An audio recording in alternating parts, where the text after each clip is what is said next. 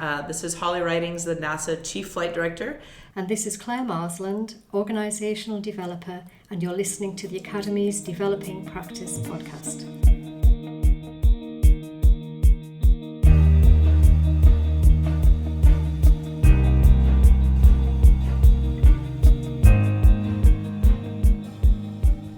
Well, hello, I am Holly Ridings. I am the Chief Flight Director at NASA. I'm Sally Shaw. I manage the mobile and user interface team in the Computing Services Department. And I'm Kate Black. I'm a senior lecturer in the School of Engineering. I'm also the Chair of LivWiSE, which is Liverpool Women in Science and Engineering. And I'm Claire Marsland. I'm an organisation developer at the Academy. So we're just going to start by asking you a few questions really about your career and how you got where you got to. So how did you become the Chief Flight Director of NASA? Well, let's see. The Chief Flight Director is an amazing job, right? You're responsible for all of the operations of NASA's human spaceflight programs. And I loved space from an early age.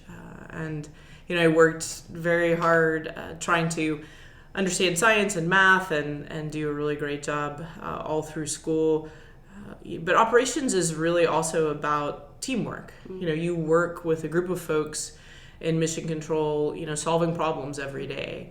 And so learned after I got to NASA and before I had this job that, focusing on the communication and the teamwork and the human aspect of solving problems, is just as important as the technical knowledge. And so I was fortunate to arrive when we started building the space station, and sort of worked my way up through several technical areas, sitting out on the floor of mission control and being responsible for an individual system on the space station, like a thermal system, and then took the opportunity to apply to be a flight director. And I became a flight director in 2005 and spent years with different assignments and leading different missions. And then just over a year now have officially been the Chief Flight Director. So certainly it's a body of work and a body of knowledge, starting many, many years ago through, all of the schooling and then continuing that focus up through the early working years and then to where I am today. So your background's in mechanical engineering, but did you always say, right, I want to go and work for NASA, or how did that come about? Yeah, so I did, for the most part, always want to work for NASA. When I got to college and had to pick a major, it was early 90s. So 92 was when I arrived, 1992. And there was a lot going on in space that made me a little worried that if I just went completely into a space track, there might not be a lot of opportunities. This was right when the International Space Station was having a few challenges of whether or not it was going to get built. And so I picked mechanical engineering actually because of its broad application to many industries. And when I was in college, I went and worked in a nuclear power plant as an example to try out some other things, but ended up, realizing I did in fact love space and went back that direction. Yeah, but that's pretty cool that you had a dream to go and work for NASA and here you are working for NASA. Yes, absolutely. A dream and then also a contingency plan, although I wouldn't have used that word when I was, 18 or 20 years old, but that's a NASA word. So, I had a space plan and then I had a backup plan in case it didn't work. Always good to have a backup plan. So what's a typical day for you, if there is a typical day? Actually I get that question a lot about a typical day, and there really isn't one. Right now, we have so many human spaceflight programs, some of which are at the execution phase, so the International Space Station. There's 6 astronauts and cosmonauts up there right now. And so this week we're finishing up a spacewalk that occurred a few days ago. We're getting ready for our next one, and we're starting a sequence of mini spacewalks. And so it's really, really busy. So when I get home after visiting you, I'll go straight to mission control and actually be there for a few days. But other days are working on the future programs. We do a lot of leadership type development. I have 25 to 30 flight directors who work directly for me, and so they're all responsible for emissions and have assignments, but I'm responsible for them. And so there's a part of my job that is, focused on developing those as well. Some days it's just meetings, but that's a good day. But not. But for the most part, every day if you get tired of the meetings, you can go over to mission control and it'll pep you right up. So although it's really exciting stuff that you're doing, it's also quite challenging and it's got a lot of risk and pressure there. How do you deal with that type of pressure? Is there any certain things that you do you think? When you're talking about high risk jobs, with a lot of stress and a lot of pressure, the first thing is you learn that you have to take care of yourself, right?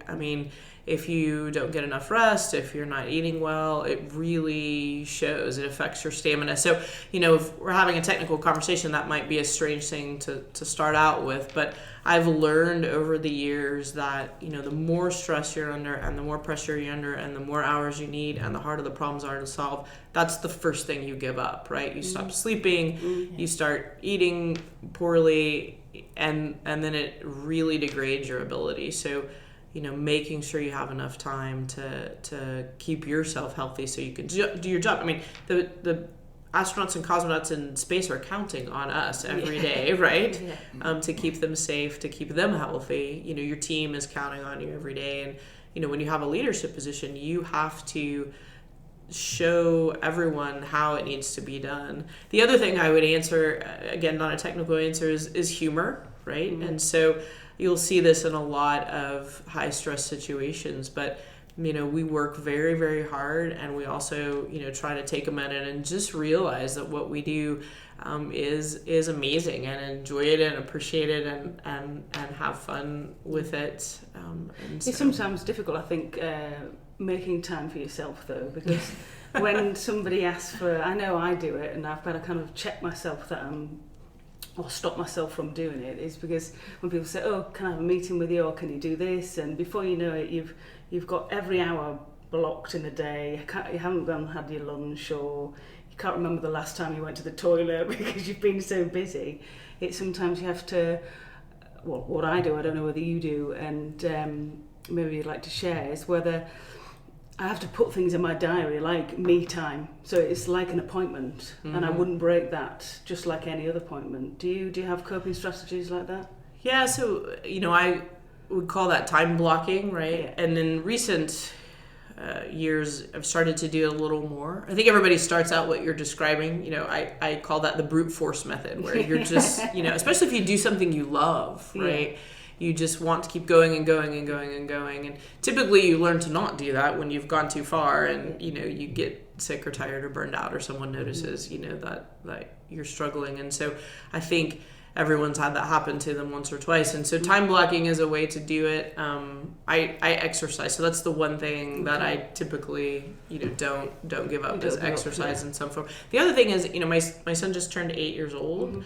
And so my strategy before, I had my kiddo, just my husband and I, my strategy after are very different, right? In some ways the kiddo helps because they need you, and therefore you must stop working, and therefore you must, figure out how to make those things work. Whereas when it's just you could just go on forever if you wanted to. That's not, great, but you could. Yeah, I'd really like to ask you something really about yourself. Again, sort of continuing this train of thought. So, thinking about you as an individual, what sort of personal characteristics do you have, do you think, that have made you a success in this role? All right. So the first one, I'm actually laughing a little because we were talking about this at dinner last night with our son. So, I love to learn things. Okay. Right. And so, when you just turn 8, you think you know everything. So we were having the, you're just 8, you don't know everything conversation, right?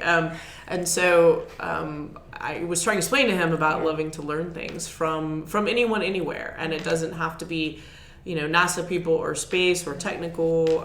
It's one of the reasons I wanted to come and meet you guys and speak here is sure, we'll talk about space, but I will learn a lot from just being here as well.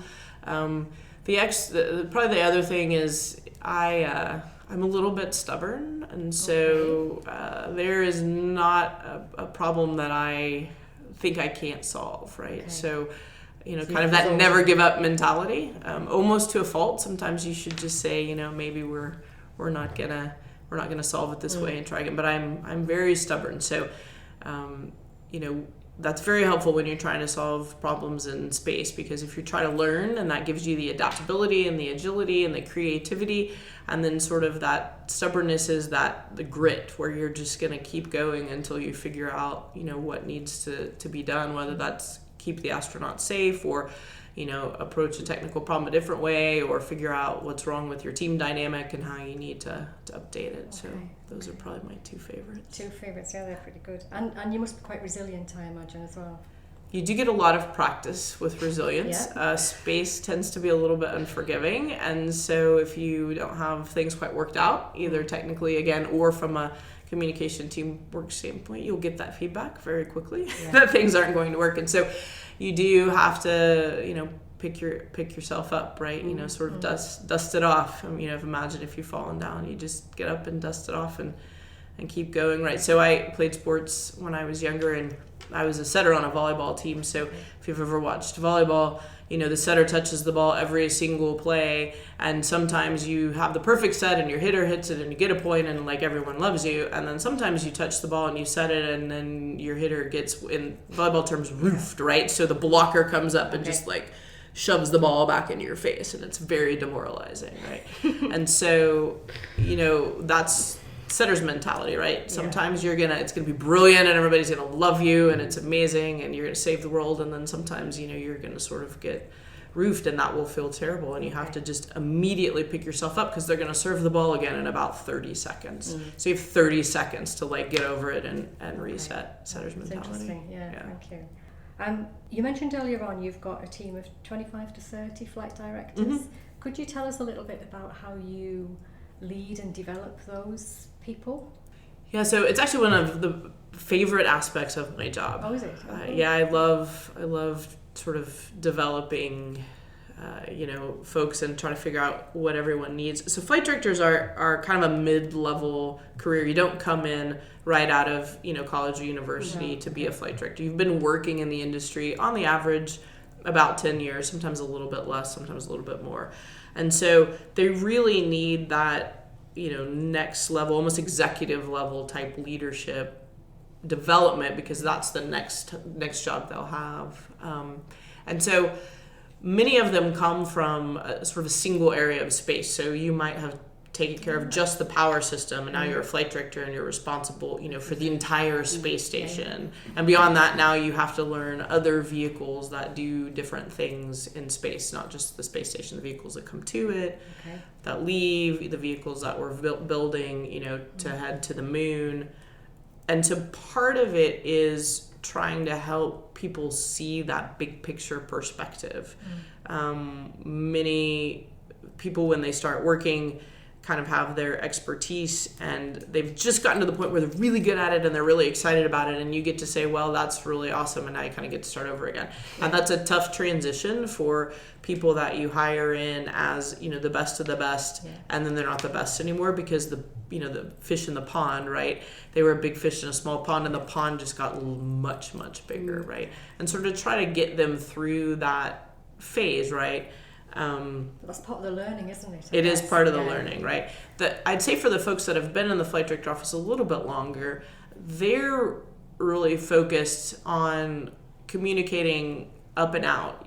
You in a way that's very savvy and professional. You want to be able to send them anywhere, whether that's to talk to somebody at the University of Liverpool they've never met, or be on camera with a crew that comes in to do some type of a press briefing. Often they're from countries outside of the US, and so there's a certain savviness to be able to communicate in a way that makes sense. And so I'm trying to give them opportunities that allow them to develop that comfort and that savviness with the world. The world of spaceflight, human spaceflight, is just getting larger and larger, and more, countries, communities, companies are involved on a daily basis. And so that's a hard thing to train in people, because it's a very unique combination of soft skills where you have this technical knowledge, but you still then can communicate it to the world. And the goal is that I could pick any one of you and just say, with almost no direction, just go and take care of the thing, whatever the thing is, right? Yeah. And you'll just say, I got it, right? So do you see any differences between male and females, how they respond to your leadership style? That's an interesting question. I would say I'm trying, so I have a new class of flight directors. So this is what I'm thinking through. I have a new class of flight directors. There's 6 of them. I hired them about a year ago, and we've been getting all of them through the training flow. 4 completely done. One of them is almost all the way done. One of them is, still coming along. It takes, about a year, and 3 are men and 3 are women. And I don't think I've seen much difference actually. With my team. Okay. I don't think I've seen much difference at all. Would you say there's within NASA there's a gender parity? It's not like, say, so in the School of Engineering where I work, when I started 6 years ago, there weren't any female academics. So we had a lot to change the culture and the way things are. Is that the same in NASA, or do you think they're a little bit more up to date, shall we say?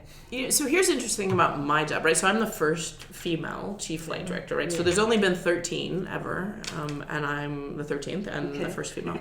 And so I get that question a lot. And what's fascinating is my career up to the point where I was selected as the chief. I just had unwavering support from the male community, right? All of my mentors were males, going all the way back to college age and up on through the career stages. And so personally, I didn't really experience much difference. But I'll also tell you, I grew up kind of in a small town in Texas, and you just act like you're supposed to be there. So I'm not sure I ever gave anyone the opportunity to treat me any differently. I get that from my dad. And, I'm the oldest of 3 girls. And so you just act like you're supposed to be in the room. And so that's a hard question for me to answer because, if you look at the flight director office history, it's only about 25% female. And some of that is more recent, right? So you go all the way back and it was male. But at the same time, even though the numbers would tell you, we've still got a ways to go in some of the sort of mid-career level jobs, NASA does an amazing job. And so I've never had any challenges at all. Okay. So you've achieved a lot already in your career. Where do you see yourself going? Where's your career going to go after this? You're at the top, aren't you?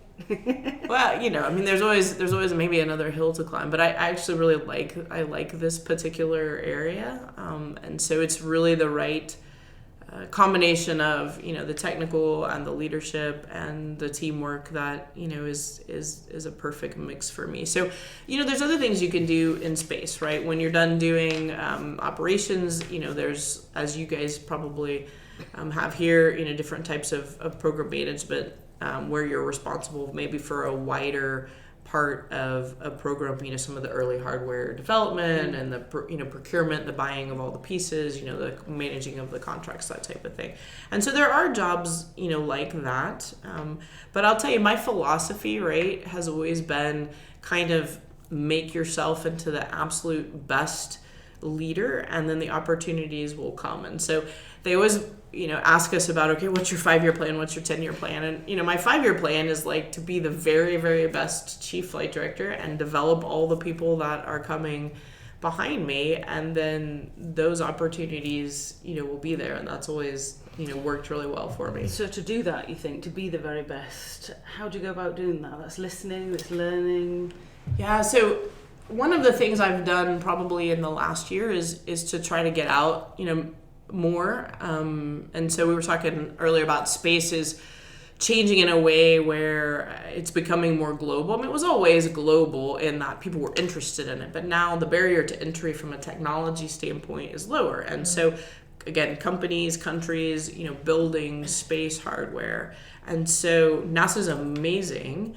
It's also been doing space business for, many years, since the 60s. And trying to have the opportunity to get outside of NASA and look at it back at it from the perspective of other people in the world, right? Because the world and the technology available is changing so quickly, and you can't lead a team to evolve that's been in business for a very long time if you don't really understand how the world is evolving outside. So I spend a lot of my time, again, trying to talk to people like you, things like folks who do special operations, right? That's not space flight, but it's small elite teams that have to make very high risk, very stressful decisions. They partner with people all over the world.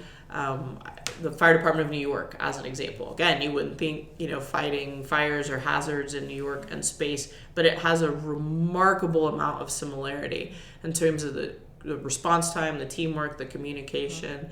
And so really trying to help myself learn, and then I can help my team learn so that we can figure out how to adapt going forward to still be the leaders in human spaceflight. What about keeping abreast of new technologies? So my area of research is 3D printing, additive manufacturing. It's and so that's cool. It is cool. I like to think so. But that's been a lot of interest in NASA looking at 3D printing. Do you have to kind of keep abreast of the new technologies, what might be used in the next flights or in the next missions? Yeah, so we do a lot of technology, we call them demos, demonstrations, right? Some of that are on actual spacecraft in space where we can get real data and learn about them. Some of them are in kind of their infant phases on the ground and might be used in space. And so we do have quite a few folks that keep up with those. The commercial world, because they're constantly trying to find more cost-effective ways to fly in space, they tend to push the barrier a lot with technology, push those boundaries. And so, we partner with companies all over the world, and that also helps us. You mentioned earlier on that you've had mentors at key stages throughout your development. Do you still have a mentor now? Yes, I'm very lucky in that I have a few people that I could always call and ask for advice, and I do quite frequently. I try to always have someone that's actually outside of NASA. I'm solving this type of problem. I don't have a really great analog for it. Again, whether that's technical or from a leadership standpoint, and they can give you, references and perspectives that are, again, sort of outside the system. And then I try to have someone, inside the system who can give me advice for how to solve problems. And a lot of the advice I need is, really sort of resource or information management, right? I mean, we have a lot of amazing people that solve technical problems, but a lot of coming up with a good technical idea is then getting everyone who's not as close to the problem to understand it, to agree that that's the right direction to go. And so that piece of it is more my responsibility to figure out how to do. And so you're always asking folks who've been doing that longer, Yeah, with their views. Yeah, exactly. Okay. And just thinking back about your transition from a flight director to chief flight director, could you tell us a little bit about that development path? Yeah, so it's been an interesting transition, right? So I did the job not as the chief officially for a year. We'll call that, acting, not quite a year. And so then when I was officially awarded the job, I had this idea that nothing would really change. You've been doing it. I've been doing it for a year, know what's going on, no big deal. And actually, I was surprised how much it did. You have to compete for the job, and there's an interview process and an application process. And so, I learned the lesson that type of thing matters, to have really sort of competed and won, and that gives you a certain amount of status, which is very interesting. And I really didn't expect that to happen because, I was doing the job yesterday, no big deal, right? The other thing that's been unexpected from a transition standpoint is what it means to other people. And so being the first female, again, and I told you earlier that inside the NASA system, amazing diversity, I never had any challenges, but there are so many places that are not like that. And I've sort of come to realize that, I never really was exposed to, or, you hear about it, but I didn't have really firsthand knowledge. And I've had a lot of you know, those type of people reach out to me and you know, ask me to, you know, talk to females and, you know, give them advice. And I try to do that as much as I can, because although, again, NASA is amazing, anything that I can do to be a role model is helpful, right? I mean, I consider that part of the job. I work for the U.S. government, and as much as I can, you know, my time belongs to the people. Okay. And so I try to get out and do that as much as possible. And so that's been a little bit of a revelation to me. Again, I didn't expect that aspect of the job to grow in a way that it has. That's interesting. Yeah, that brings us nicely onto what I was going to talk to you about. Perfect. Role models. So my sister is 17 and she's at college studying mechanical engineering. And she is one of the few girls in her class. So she's currently doing a project called Life on Mars. And so when I told her I was meeting you today, she was really, really excited. So to her, you are such a career role model. And we were just wondering really, when you were growing up, because we talked a bit about mentors through your career, but when you were younger, perhaps when you were Katie's age, did you have any role models that you know, aspired to or looked up to? And how do you feel about that responsibility of being a role model to young women, particularly in that way? So I'll answer the second part first. How do I feel about it? I will tell you that, again, I take it very seriously. I feel a very strong responsibility. I'm still maybe getting comfortable with it, right? I'm not a person who likes to draw a lot of attention, you know, to myself. You should work hard and the work should stand on its own. And, you know, talking about the female aspect of, you know, myself in this job is still a little bit uncomfortable, but again, I realize that it's important to do. And so growing up, you know, I've thought a lot about that. I had a lot of amazing role models, but when I was in high school, so about her age, I was actually invited to a space shuttle launch by Shannon Lucid, who is an astronaut, you know, obviously female. And it was someone my dad was working with, you know, knew her husband, and, you know, they all talk, and then all of a sudden I'm invited to the shuttle launch. And so my mom and I went, you know, when I was in high school, and, you know, that was a big deal. You know, I'm the oldest of three, and so for us to be able to go on the trip, and then of course the space shuttle didn't actually launch. They ended up having a technical problem, and, you know, they sent the crew back to Houston, and I didn't really realize all of this at the time, right? But I've heard the story since, and so. You know, we went to the Space Center and we were in Florida, and, you know, we did all this amazing space stuff, but it made such a difference to me, you know, that someone would take that time, you know, for me personally, right? And I got a photograph in the mail that she signed. And so here's a really cool thing, right? So years later, I show up at NASA, you know, this is 10 years later. And one of the very first things I did when I was in mission control as a flight director was I walk in to sit down as a flight. I'm a baby flight director, right? So this is you know, one of my first shifts, and they're sitting next to me, being the capcom. So that's the capsule communicator. That's the person who talks to the crew on orbit. Is Shannon Lucid, and I have this picture, you know, like of here's the two of us together. Did you know, that you invited me, you know, to come and watch the shuttle launch years ago, and that you know, meant so much to me. So, you know, little things make a really big difference. They do. Great, thank you. We wanted to finish by asking you about what advice you would give to women who are, you know, aspiring to really progress in their leadership careers and perhaps reach their goals in their leadership careers like you have. So advice to women, you know, first of all, I think I just was talking about how I don't really like to draw attention to myself, and it's a little bit of a double-edged sword, because in order to make progress and achieve your goals, you do actually have to draw a little bit of attention to yourself. And so my experience with women is that they could all stand to be a little bit more aggressive than they are, and it'll feel very uncomfortable. Every once in a while you'll end up with someone who's, you know, sort of over the top. So obviously don't be that person. But most of the time, you could stand to be a little bit more aggressive to the point that it feels uncomfortable. Put yourself out there, right? Go and talk to the expert in your field who can give you advice. You know, one of the things that a mentor told me is that all those people who are experts, you know, we're talking about, you know, your expertise. They want to share that expertise, right? You don't realize that when you're 17 or 21. You just think they have all this expertise, but they actually want to talk about it, right? They want to share it with you. And so be a little bit more aggressive, and sort of don't be afraid to go whatever your interest is and start learning about it from the absolute best people you can find. And the other thing I would say is go solve the hard problems, the ones that everyone else runs away from, the ones that are going to take too long or no one wants to do.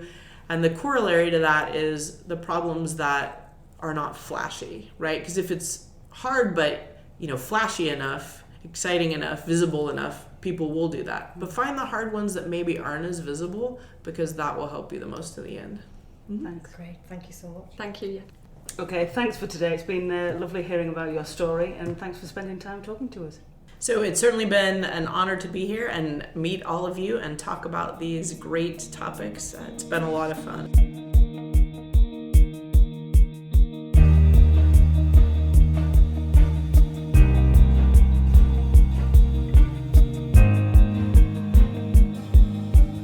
So that was our special edition with Holly Ridings, Chief Flight Director.